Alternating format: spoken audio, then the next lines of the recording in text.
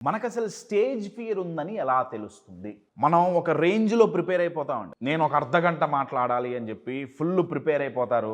ఓ 5 నిమిషాలు మాట్లాడేటప్పటికి అయిపోయింది. సినిమా అంతా అయిపోయింది. ఇంటర్వెల్‌కి కూడా రాలా. కానీ శుభం కార్డ్ పడిపోతుంది. మస్తు ప్రిపేర్ అయి ఉంటాం. కానీ స్టేజ్ మీదకి ఎక్కంగానే నలుగురు ముందు ప్రెజెంట్ చేయటం మొదలు పెట్టంగానే ఏమవుతుందంటే 5 నిమిషాల్లో మెమరీ స్విచ్ ఆఫ్ అయిపోతుందండి. చెప్పాలనుకున్నది చాలా ఫాస్ట్‌గా చెప్పటమో లేకపోతే మర్చిపోవటమో ఏదో ఒకటి జరుగుతుంది. కానీ ఆ మెమరీ లైన్‌లో అది ఉండదు. దానివల్ల ఏమవుతుందంటే అర్ధగంట మాట్లాడాల్సింది 5 నిమిషాల్లో అయిపోతుంది.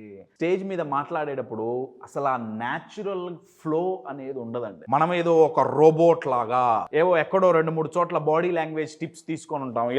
ఇలా పెట్టుకోవాలి, లేకపోతే చెయ్యి ఇలా పెట్టి మాట్లాడాలి, 2 చేతులు ఓపెన్ గా పెట్టి మాట్లాడాలి. 2-3 టిప్స్ మనం నేర్చుకొని ఉంటాం బాడీ లాంగ్వేజ్ పరంగా. మనిషి మాట్లాడుతున్నాడా రోబోట్ మాట్లాడుతున్నాడా తెలవదు. అసలు న్యాచురల్ గానే ఉండదండి.